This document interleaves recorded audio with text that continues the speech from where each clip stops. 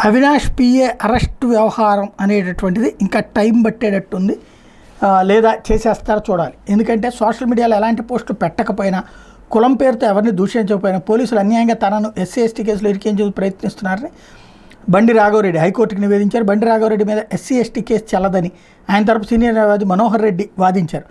వర్ర రవీందర్ రెడ్డి వాంగ్మూలం పేరుతో రాఘవరెడ్డిని అరెస్ట్ చేసేందుకు పోలీసులు కుట్ర పన్నుతున్నారు.